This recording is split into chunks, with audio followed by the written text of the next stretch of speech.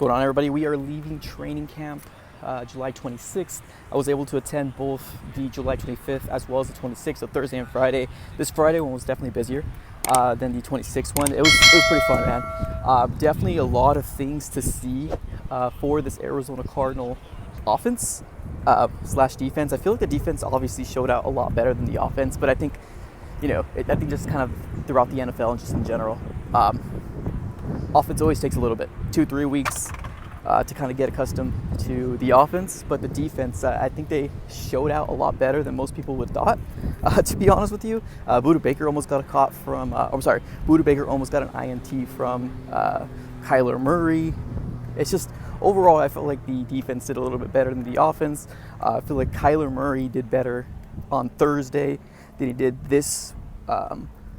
than he did on Friday. But overall, man, it's all reps, right? It's all trying to get accustomed to this offense that's been in place for Drew Petzing and all that stuff. So a lot of good stuff, definitely a lot of good stuff. We're gonna go ahead and finish this. I'm gonna get out of the heat here real quick. Okay, now we are back officially in the car.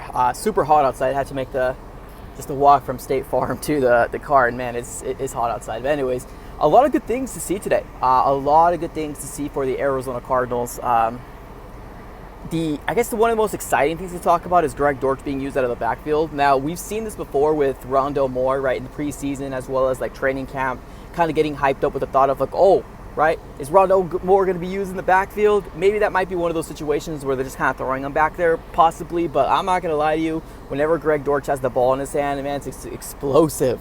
I don't care how tall he is, he's explosive. And if you give your playmakers the ball, right, whether it's Michael Wilson, Trey McBride, Marvin Harrison Jr., Greg Dortch, James Conner, good things happen. Good things happen. So we saw a good amount of Greg Dortch in the backfield. Maybe not a good amount, but like he at least took 2 or 3 different snaps. And if you haven't come to training camp, usually how it goes is like they give him 10 minutes for like the first stringers to do their thing, right? So Kyler Murray and the starters. You got the second stringers come out, and then the third stringers. And it seems like they do like 2 or 3 plays each, and they kind of just swap out. That seems to be kind of the trend of what they've been doing. So I've seen Greg Dortch play in the first string, second string, and then the third string as well. I'm not taking too much into that. Obviously, he's going to be an automatic starter for the Arizona Cardinals, as he deserves to be.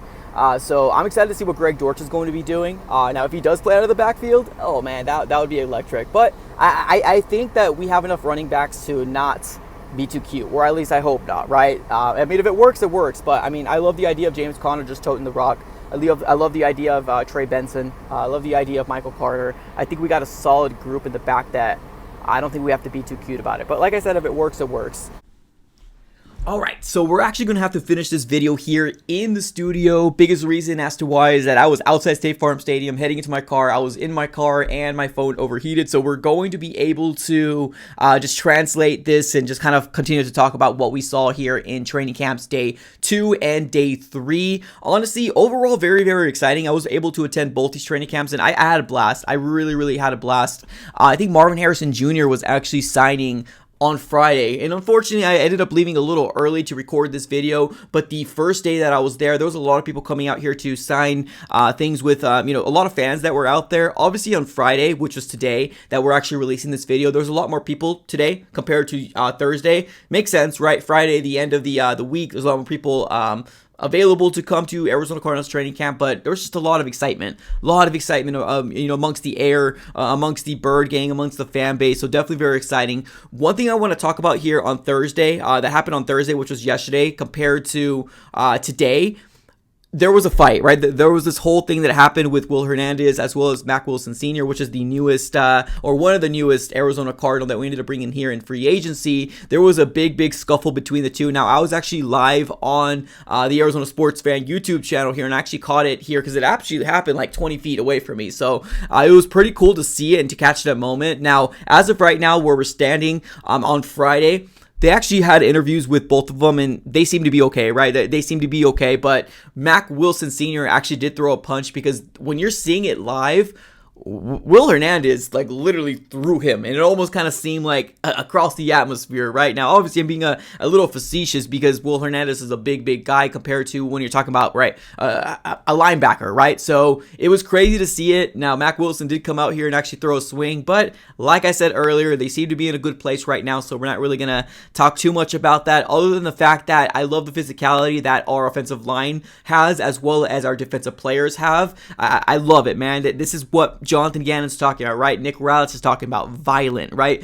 These are the type of players that we want in our locker room, and bringing in Mack Wilson Sr. and kind of seeing the way that he reacted, I'm not mad at it. I think it's actually a really good reaction, because put yourself in a situation where if somebody did that to you, you probably would do the same thing. Now, like I said, it's been squashed. Nothing really kind of came about it after that happened, but it was really cool to see on Thursday. Now, of course, on Thursday, you had a lot of really good highlights. Kyler Murray to Marvin Harrison Jr. seemed to be the thing that kind of everybody loves to talk about. Let's talk about Friday here right now. Today, I ended up going to both practices, and I'm actually really excited about what I kind of captured today. A lot of different things I want to kind of dive into. Now, the left guard position has been a big question mark pertaining to who's going to play that left guard position, right? Now, we have Paris Johnson Jr. move over to the left-hand side. We got Jonah Williams over to the right tackle position, Will Hernandez, and then you got for Holt at center.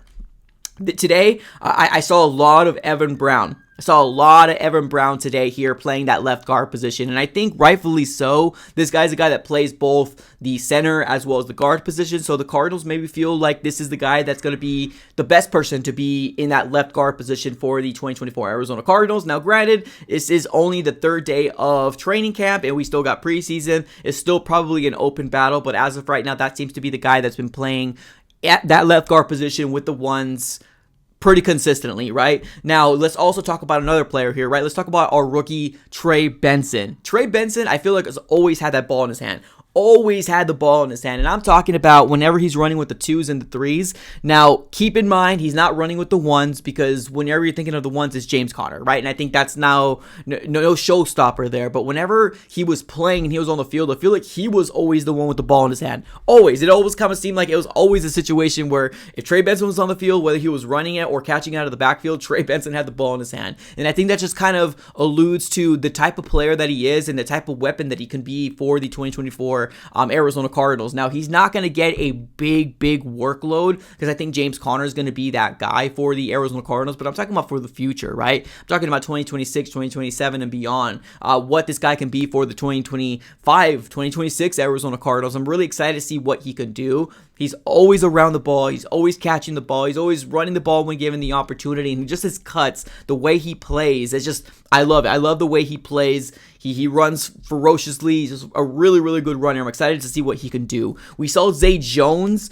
catch some balls from Kyler Murray. There was a really good ball thrown from Kyler Murray to Zay Jones. I actually ended up catching that clip, and I'm going to be playing it here right now. Zay Jones, I'm excited to see what he's going to do with this offense. I feel like the Cardinals have a lot of weapons. Now, the Cardinals, right? Cardinals fans, the Bird Gang, we all feel like the Cardinals have a lot of weapons, right? Trey McBride, Marvin Harrison Jr., Michael Wilson, Greg Dortch, Zay Jones, Chris Moore. People on the outside probably don't think we have a good wide receiving core, but we do. We actually do. I'm excited to see what the Cardinals are going to do with Zay Jones as well as Chris Moore, to see how they're going to be able to implement these tall wide receivers that have, already have experience, right, in this wide receiving role. So curious to figure out how that's going to shake out. Now, let's move over to the defensive side of the ball just for a little bit. Darius Robinson.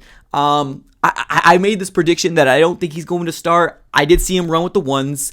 It looked like he was playing defensive end more than anything. So I'm curious to figure out how this is going to work out. Now, of course, I would love Darius Robinson to be starter from the get, right? Especially if you are going to be a first round pick. Obviously, I would love for him to be a starter. But I don't know. It just depends on what formation, right? I think he is going to have a starting role, but it just depends on what formation we're bringing out there at the end of the day. But I did see him run with the 1s for whatever that's worth. Now, let's talk about QB2. Let's talk about QB2 here real quick. Desmond Ridder had a real rough training camp both days. On Thursday, he ended up throwing a pick to, I believe it was McKinley, which is a guy that hasn't had a lot of playing time with the Arizona Cardinals anyways. So he hasn't had a really, really good showing. I'm not going to lie to you. Whenever it comes down to this QB2 position, now, whoever's QB2, obviously we're going to allow Drew Petzing and Jonathan Gannon to make that decision, but I feel like I like a lot more of what I've seen from Clayton Tune. Now, I'm not going to lie to you, Clayton Tune did look a little rough. Now, it's hard to really examine and determine or just kind of come to a final conclusion because this is training camp, right? At the end of the day, it's training camp. A lot of the defensive players, they cannot sack. They can't touch you. They can't do anything. So a lot of times I feel like there was a lot of penetration from our defensive side of the ball, but they can't do anything at the end of the day. So, but I feel like I don't know, just the throwing motion, I feel like Tune might know this playbook a lot better than Desmond Ridder. Now, yes, I do understand that Tune has been with us since last year compared to just trading for Desmond Ridder, so maybe we'll give him a little bit of slack. Now, I still do think that Desmond Ridder might win that QB2 position for the Cardinals because why would you trade for him, right? At the end of the day, why would you trade for a Desmond Ridder if you're not going to put him at QB2? But as of right now, what I'm seeing, I feel like Clayton Tune looks a little bit better than Desmond Ridder. Like I said, yesterday, threw an interception. Today, just a couple balls that were just not very, very good. He did have a couple few throws that were pretty good, right? There was a really good seam throw that he did to a third string tight end, which was pretty good. But other than that, that's kind of all I ended up kind of witnessing. Now, let's talk about the cornerback position, right? It's been a big, I guess I'm not saying question mark, but a big storyline to kind of follow the idea of who's going to be CB1, CB2, right? Sean Murphy-Bunting, I think it's going to be CB1. I don't think there's a person out there that's going to debate you for that. He's got the experience. He's a veteran. He's got a Super Bowl ring under his belt. That seems to be CB1 from the start of the season. Now, CB2, there seems to be a lot of people, and what I witnessed with my own eyes as well, is that whenever there was two cornerbacks on the field with a defense, it was Sean Murphy-Bunting and Garrett Williams. Now, it makes sense because Sean Murphy-Bunting is the veteran, as well as Garrett Williams is now going into his second year.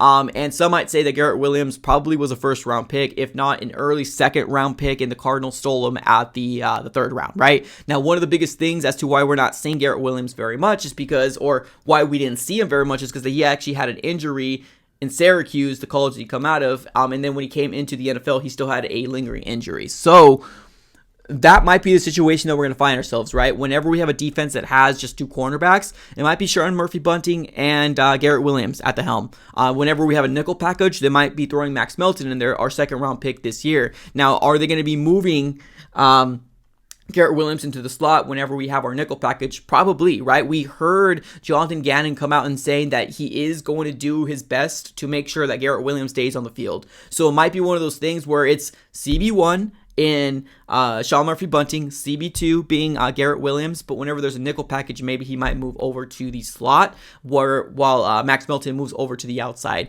That might be a situation, or heck, maybe even Max Melton moves over to the slot, which I doubt, but that definitely might be a realization that we're going to be living in right now. Whenever there's a two cornerback set, it might be Garrett Williams and Sean Murphy-Bunting, which I'm not mad at, right? But it absolutely does make sense, right? Garrett Williams, like we said a little earlier, going into a second year, and Sean Murphy-Bunting being a veteran, it absolutely does make sense. So those are the big things that I noticed here on my own pertaining to just the observations of day 2 as well as day 3 of training camp. Let me know what your guys' thoughts are and what are you excited about in the 2024 Arizona Cardinals. Let me know here in the chat below. Appreciate y'all for tuning in as always. Have a great rest of your day. Go Cards.